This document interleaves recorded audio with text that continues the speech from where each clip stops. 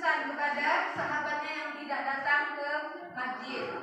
Yang selanjutnya itu ada syarat mubalik. Mubalik itu adalah orang yang melakukan tablik. Orang yang melakukan tablik itu adalah mubalik ya.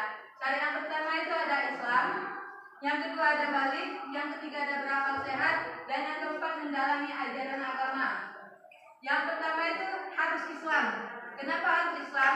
Karena tablik itu kan menyampaikan pesan, menyampaikan ajaran agama Islam. Jadi syaratnya itu dia harus Islam. Yang kedua harus balik. Balik itu dalam Islam itu berarti orang yang telah dewasa. Jika orang telah balik berarti dia telah dewasa. Nah itu termasuk syaratnya. Kalau dia belum balik berarti kan dia belum dewasa. Berarti dia belum memasuki syarat untuk jadi seorang mubalik. Yang ketiga berakal sehat. Kenapa harus berakal sehat? Karena kalau dia pikirannya tidak sehat, bagaimana dia mau? Selanjutnya itu ada etika dalam menyampaikan tablik. Yang pertama itu harus bersikap lemah lembut. Nah kalau misal dia tidak lemah lembut, dia kalau menyampaikan tabliknya itu dengan teriak-teriak, pasti kalian yang mendengarnya tidak sepakat. Nah jadi etikanya itu kita itu harus bersikap lemah lembut. Yang kedua itu menggunakan bahasa yang mudah dimengerti, bukan bahasa isyarat ya.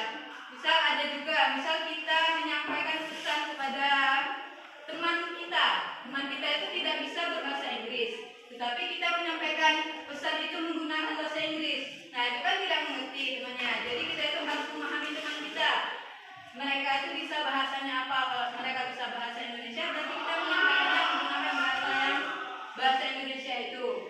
Yang ketiga itu mengutamakan musyawarah dan diskusi. Kenapa harus musyawarah dan diskusi? Karena kan dalam agama itu kadang ada pikirannya berbeda. Misal yang satu pengennya ini, yang satu pengennya yang ini. Nah, kita dianjurkan untuk musyawarah agar kita itu bisa menemukan titik tengah dari permasalahan itu. Dan yang selanjutnya materi yang disampaikan harus mempunyai dasar hukum yang kuat. Itu harus dengan hati yang ikhlas, hati yang lapang, dan hati yang sabar. Dan yang terakhir itu tidak menghasut. Nah, misal contohnya, kadang ada kita suka bercanda sama orang-orang yang non-Islam, nyuruh mereka login ke Islam. Kita tidak boleh menghasut mereka, tidak boleh kita harus suruh mereka pikir sendiri, dan mereka harus menentukan pilihan mereka sendiri. Jadi itu harus dari kehendak hati mereka sendiri. Selanjutnya itu ada dakwah atau nasdar atau kata dasar, yaitu. Nah selanjutnya ada metode dakwah. Metode dakwah itu ada 3. Ada bil hikmah atau kebijaksanaan. Jadi tegas sehingga dapat membedakan antara yang hak dan yang batil. Antara yang hak dan batil itu antara yang benar dan antara yang salah. Beda banget sumpah. Yang selanjutnya itu ada perbedaan antara khutbah, tablik, dan dakwah. Nah, untuk perbedaan yang pertama, kalau khutbah itu dilakukan pada waktu-waktu tertentu. Tadi sudah dijelaskan waktu-waktu tertentu khutbah. Kalau tablik itu dilakukan kapan saja, bisa pagi, siang, malam.